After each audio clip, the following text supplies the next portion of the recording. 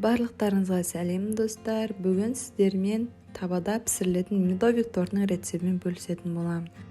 Медовикті жасауға миксер мен духовканың қажеті жоқ, тек табада пісіре аласыз. Алда талай қызықты рецепттер болады, сондықтан каналымнан рецепттер жіберіп алмас үшін тіркеліп қойыңыздар. Қажетті заттардың мөлшерін описание бөліміне қалдырып кетемін. Ең алдымен таза ыдысымызға майды, қантты және де балды салып, жақсылап ерітіп, араластырып алатын боламыз. Балдың дәмі неғұрлым жақсы болса, біздің тортымыздың дәмі де соғұрлым жақсы болып шықпақ. Мінекей осы салған заттарды баяу отта біртіндеп ерітіп, араластыратын боламыз. Үстіне бір шай қасық толмаған ас содасын салып, тағы да венчикпен араластырамыз. Арасында реакция жүре бастайды. Осылай қайнауы керек. Және баяу отта араластыра отырып, түсі өзгергенше күтеміз.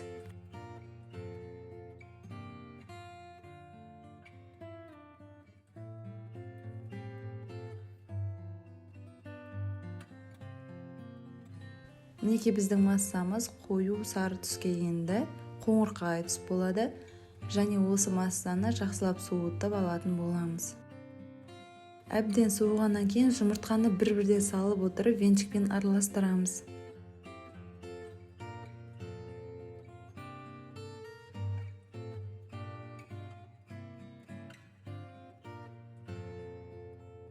Електен өткізілген ұнды шетіне салып отырып, біркелкі қылып араластырып шығамыз.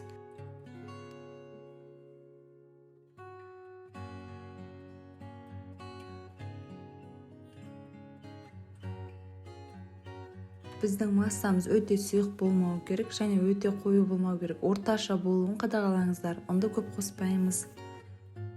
Табамызды орташа отта қыздырамыз. Үстіне сұйық майды қойып, бүкіл жеріне осылай кестіне жағып шығамыз.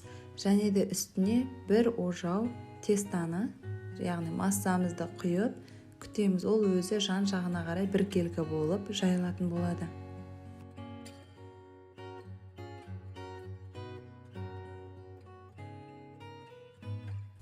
Қақпағын жауып, шамамен 5 минуттай күтеміз. Және бетін ашқанда өзі піскендігі білінеді, матовый түске еніп тұратын болады. Содан кейін ақырындап шетін көтеріп, осылай аударып аламыз.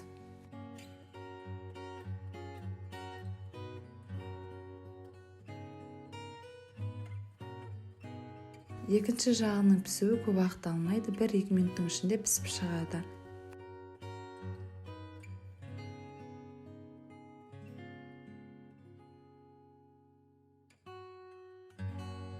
Дайын болған коржикті таза тарелкамызға салып қоямыз.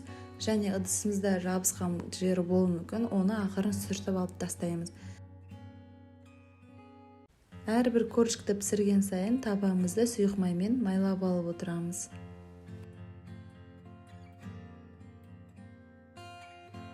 Екінші рет тағы да бір коржикті көрсетейін.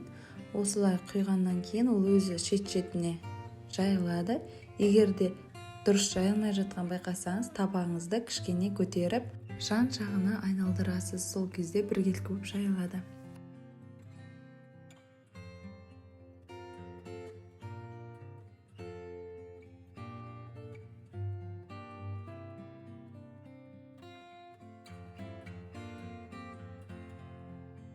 Міне көріп тұрғандарыңыздай біздің тестамыз осындай жұмсақ, біркелкі жұқа болып піседі. Екі жағы да толық піскен.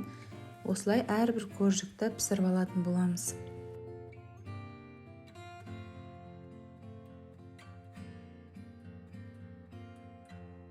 Кішкене коржиктарда күйген жері болуы мүмкін. Ол егер қаспен алынса, алып тастасаңыздар болады, әйтпесе ештеңе етпейді.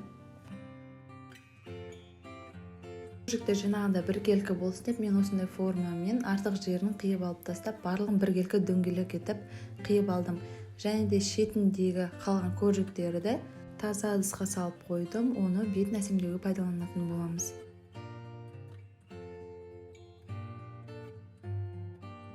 Мінекей менде барлығы 9 коржик шықты. Бір коржикті бетін әсемдеуге ең соңғы піскен коржикті алып қалдым. Қалған 8 коржикті мен қазір торт етіп жинайтын боламын. Шетіндегі қалған коржиктер және де ең соңғы піскен коржикті бетін әсемдеуге блендер арқылы үгітіп дайындап алдым.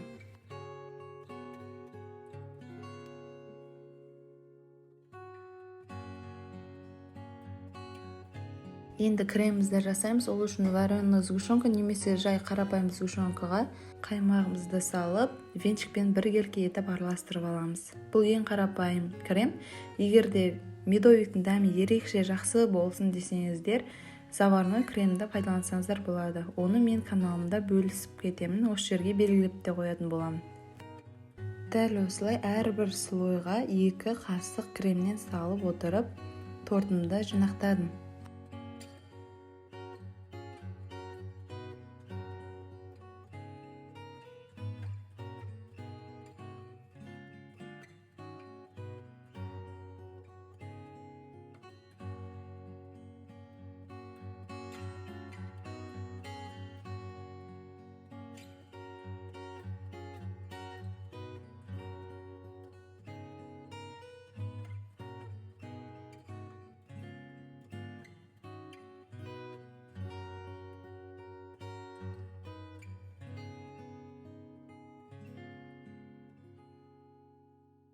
Оформлениесі өз қалауларыңызға сай жасай бересіздер.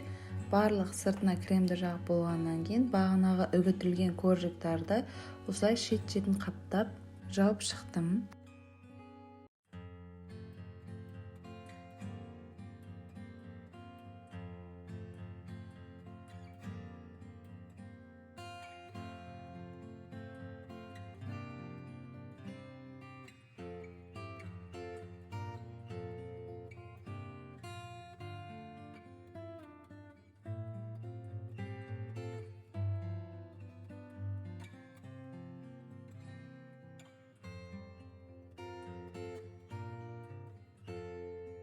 Бетін мен шоколадпен және де мандариндермен әсемдеп шықтым. Әркім өз қалауына сай әсемдесе болады. Және де холодильникке 2-3 сағатқа салып қоямыз. Кремі сіңіп, тортымыз дәмді бола түседі.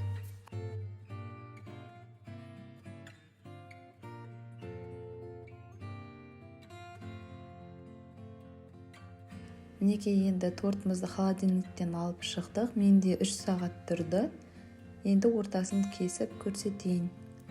Торт өте жұмсақ болған, сіңімді болды.